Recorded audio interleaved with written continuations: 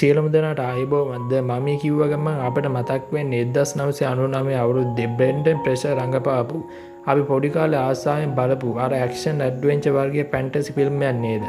නැත්නම් 2017 Tom cruise කරපු dark universe එකේ ෆිල්ම් එක මතක් වෙයි. හැබැයි යාළුවනේ හැමදේම අමතක කරලා දාන්න. මොකද මේ 2026 අවුරුද්දේ හොලිවුඩෙන් අපිට ලැබුණු අලුත්ම ද මමි චිත්‍රපටය ඔයාලට හිතන විදිහ ඇඩ්වෙන්චර් ෆිල්ම් එකක් නෙවෙයි. මේක ඇඟ කිලිපොලා යන හදවත නතර වෙන තරම් මට්ටමට සුපර් නැචුරල් හෝරර් මූවි එකක්.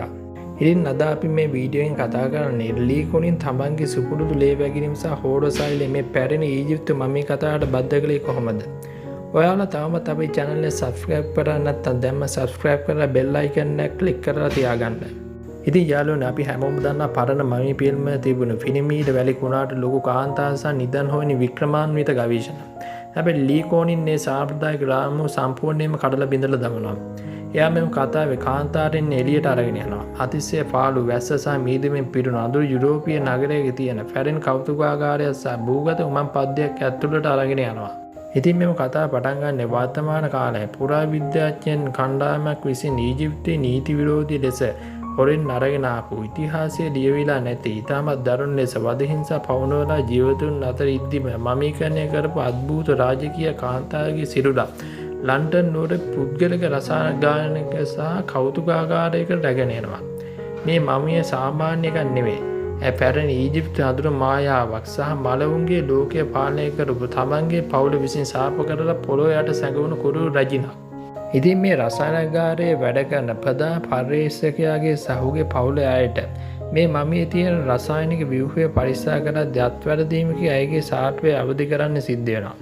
මෙතනදී ලී ක්‍රෝනින් සුපුරුදු පරිදි තමන්ගේ ෆිල්ම් හෝරු තේමා පාවිච්චි කරලා එවිල් ඩෙඩ් 21 වගේම මේ සාපය මුලින්ම ග්‍රහණය කරන්නේ මේ පවුලේ ඉන්න මවකගේ ශරීරයටයි.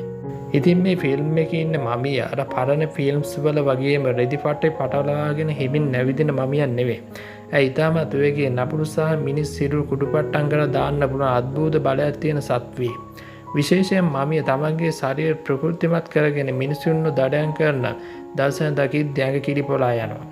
සම ගැලවී යාම, ඇටකඩු මිදී යන ශබ්ද සහ රුධිරය ගලා යන දර්ශන ඊටමත් තාත්වික නිර්මාණය කරලා තිබෙනවා.